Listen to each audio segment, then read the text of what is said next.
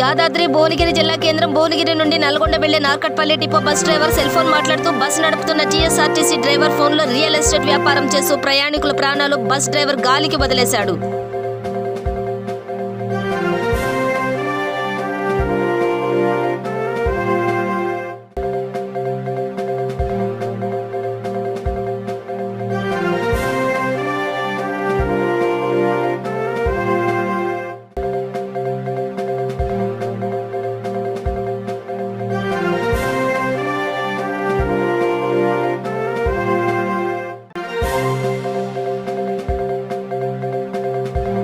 యాదాద్రి కొత్తగూడెం జిల్లా కొత్తగూడెం క్యాంప్ ఆఫీసులో సుజాత నగర్ మండలానికి చెందిన 29 మంది లబ్ధిదారులకు షాదీ ముబారక్ కళ్యాణ లక్ష్మి చెక్కులను లబ్ధిదారులకు కొత్తగూడెం ఎమ్మెల్యే వనమ వెంకటేశ్వరరావు పంపిణీ చేశారు. ఈ సందర్భంగా ఆయన మాట్లాడుతూ ప్రభుత్వ పథకాలను ప్రతి ఒక్కరూ వినియోగించుకోవాలని ఆయన అన్నారు.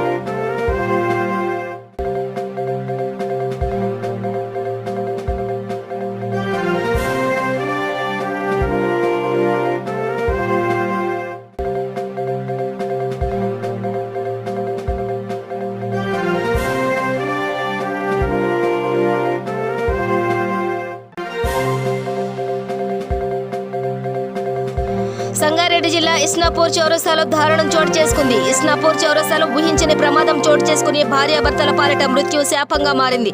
ద్విచక్ర వాహనంపై వెళుతున్న భార్యాభర్తలపై విద్యుత్ వైర్లు తెగిపడడంతో బైక్ పై వెళుతున్న ఇద్దరు విద్యుత్ షాక్ కి గురయ్యారు. ఒకరి పరిస్థితి విషమించడంతో ప్రభుత్వ ఆసుపత్రికి తరలించారు.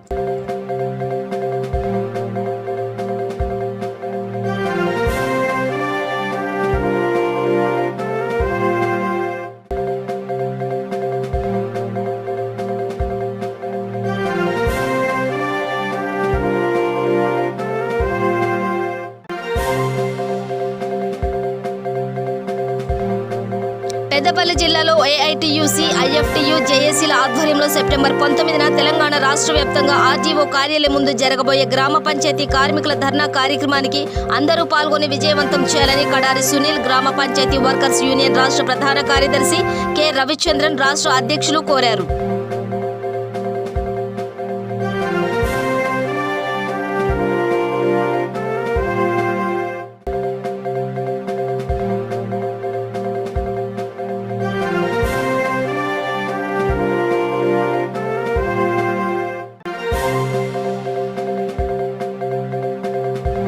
కృష్ణా జిల్లా వీర్లపాడు మండలం కొడతాలపల్లి గ్రామంలో దారుణం చోటు చేసుకుంది. సుబాబుల్ పంట పొలంలో గుర్తు తెలియని అస్థిపంజరం లభ్యమైంది. సంఘటనా స్థలానికి చేరుకున్న పోలీసులు కేసు నమోదు చేసి దర్యాప్తు చేస్తున్నారు. 2 నుండి 3 నెలల క్రితం నుండి శవం చెట్టుకు వేలాడుతున్నట్టుగా అనుమానం వ్యక్తం చేస్తున్నారు గ్రామ ప్రజలు.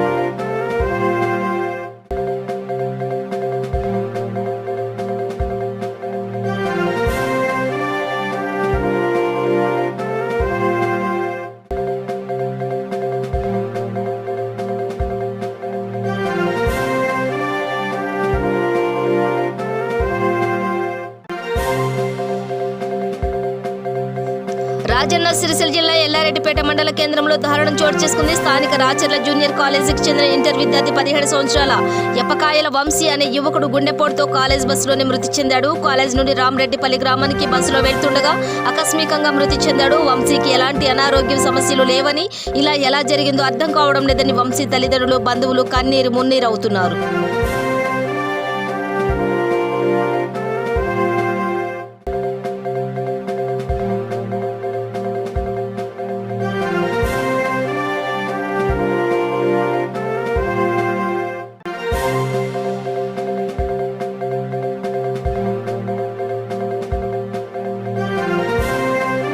జగిత్యాల జిల్లా మల్యాల మండలంలోని పోతారం గ్రామ చెరువులకి ఎస్ఆర్ఎస్పీ వరద కాలువల తూము నుండి నీళ్లు విడుదల చేయాలని జెడ్పీటీసీ సభ్యులు రామ్మోహన్ రావుకు గ్రామ ప్రజలు విన్నవించగా ఈ విషయమై జెడ్పీటీసీ సభ్యులు రామ్మోహన్ రావు ఎమ్మెల్యే సుంకే రవిశంకర్ దృష్టికి తీసుకువెళ్లారు. ఎమ్మెల్యే వెంటనే స్పందించి తూము ఉన్న ప్రాంతాన్ని పరిశీలించి అధికారులతో మాట్లాడి నీటిని విడుదల చేశారు.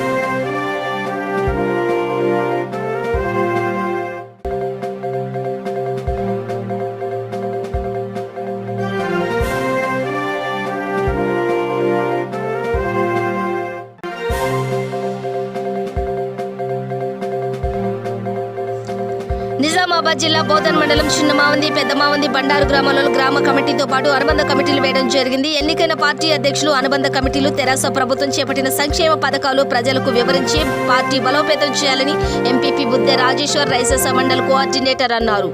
తెలంగాణ ప్రభుత్వం రైతులకు రైతు బంధు, రైతు బీమా, 24 గంటల ఉచిత కరెంట్ పెన్షన్లు, కళ్యాణ లక్ష్మి, షాదీ ముబారక్ పథకాలు కేవలం తెలంగాణ రాష్ట్రంలో ఇస్తున్నారని ఎంపీపీ తెలిపారు.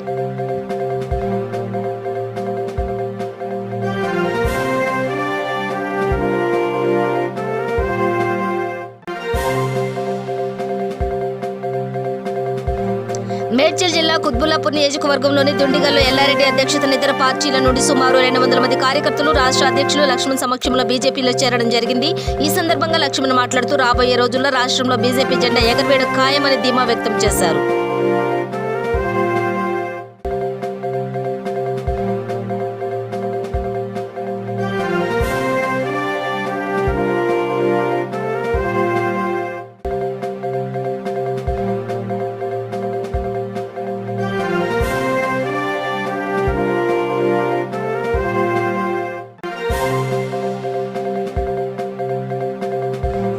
సిద్దిపేట జిల్లాలో టీఆర్ఎస్ నాయకుల సంబరాలు అమరానంటే సిద్దిపేట శాసనసభ్యులు హరీష్ రావు 3వసారి మంత్రిగా ప్రమాణ స్వీకారం చేస్తున్న సందర్భంగా టీఆర్ఎస్వి పట్టణ అధ్యక్షుడు పేర్కం బాబు ఆధ్వర్యంలో ముస్తాబాద్ చౌరస్తాలో పటాకులు కాల్చి మిఠాయిలు తినిపించుకుని సంబరాలు చేసుకున్నారు. ఈ కార్యక్రమంలో టీఆర్ఎస్వి నాయకులు నార్లంపురం రామ్మోహన్, సాముల సాయిప్రేమ్, సతీష్ రెడ్డి, మోకిల శ్రీకాంత్ రెడ్డి తదితరులు పాల్గొన్నారు.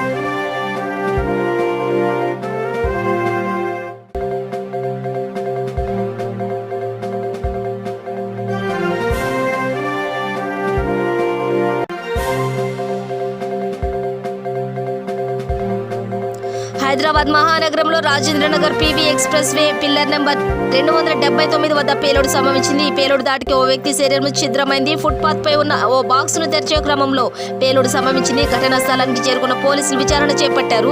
వ్యక్తి 2 చేతులు తెగిపోయి అతడు మృతి చెందాడు. మృతుడు రాజేంద్రనగర్కు చెందిన అలీగా గుర్తించారు పోలీసులు. శంషాబాద్ డీసీపీ ప్రకాష్ రెడ్డి సంఘటన స్థలానికి చేరుకుని bomb squad, dog squad, clues team తనిఖీలు చేపట్టారు.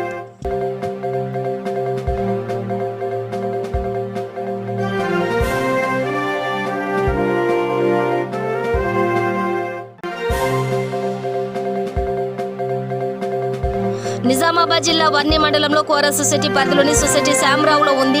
ఈ సొసైటీ పరిధిలో యూరియా వచ్చిందని రైతులు సంతృప్తి వ్యక్తం చేశారు. శామరావు తండాలో ఈ యూరియా 2014 సంవత్సరానికి చెందిన యూరియాగా వచ్చిందని రైతులు ఆందోళన చేశారు. మరోవైపు రుద్రూరుతో పాటు పలు చోట్ల దొడ్డుగా రావడం అసంతృప్తికి గురవుతున్నారు. పంటలు చేతికొచ్చే సమయంలో యూరియా స్టాక్ లేకపోవడంతో రైతులు తీవ్ర మనస్తాపానికి గురవుతున్నారు. ఇదేనా రైతు ప్రభుత్వం అని పలువురు మండిపడుతున్నారు.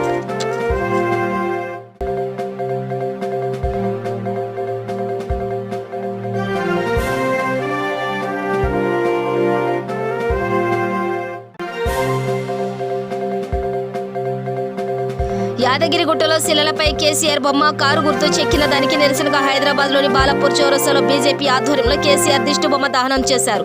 ఈ సందర్భంగా బీజేపీ నేత మాజీ సింగిల్ విండో చైర్మన్ కొలన్ శంకర్ రెడ్డి మాట్లాడుతూ వీళ్ళు చేసిన దాని వల్ల తెలంగాణ ఆత్మాభిమానం దెబ్బతిందని, అందరి మనసు బాధించిందని అన్నారు.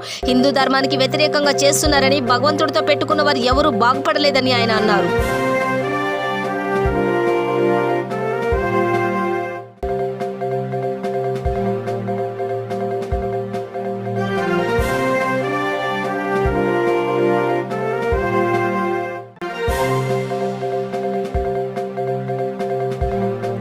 ప్రముఖ శైవ క్షేత్రం శ్రీశైలంలో బ్రహ్మరాంబాదేవికి ఊయల సేవ వైభవంగా జరిగింది. ఈ సందర్భంగా స్వామి అమ్మవార్ల ఊయలను వివిధ రకాల పుష్పాలతో అలంకరణ చేశారు. శ్రీ స్వామి అమ్మవార్లను ఊయలపై కొలువుదీర్చి లోక కళ్యాణాన్ని ఆకాంక్షిస్తూ అర్చకులు సంకల్పం పఠించారు. శ్రీ స్వామి అమ్మవార్ల ఉత్సవమూర్తులకు శాస్త్రోక్తంగా షోడశోపచార పూజలు నిర్వహించారు.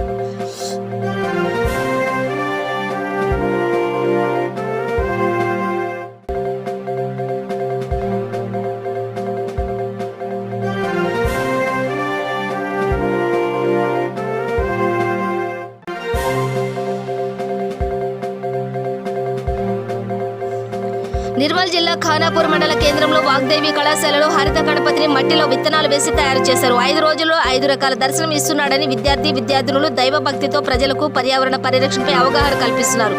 ఇలాంటి ప్రయోగాలతో ప్రజలకు పర్యావరణం కలుషితం కాకుండా జలచర జీవులకు హాని కలగకుండా వాటికి ఆహారం అందించాలని వారు చేసిన హరిత గణేష్ని విగ్రహం ప్రజల్లో హరిత విప్లవం తెస్తుందని అన్నారు.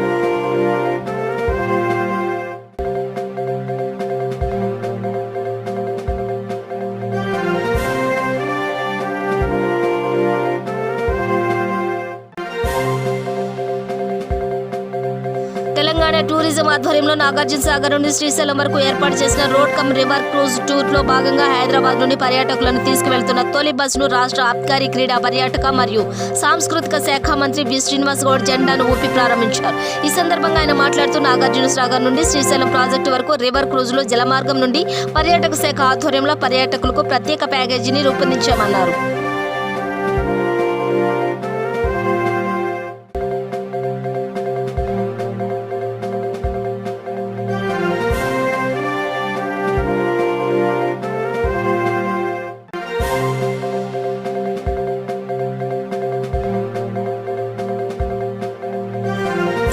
కర్నూలు జిల్లా డోన్ పట్టణంలో దారుణం చోటు చేసుకుంది. ఇందిరానగర్ కాలనీలోని ప్రజా వైద్యశాల వీధిలో మిద్దెపై ఒంటిపై కిరోసిన్ పోసుకుని పుష్పలత అనే మహిళ ఆత్మహత్యకు పాల్పడింది. కుటుంబ కలహాలతోనే మృతి చెందినట్లు భర్త కుటుంబీకులు పోలీసులకు తెలిపారు.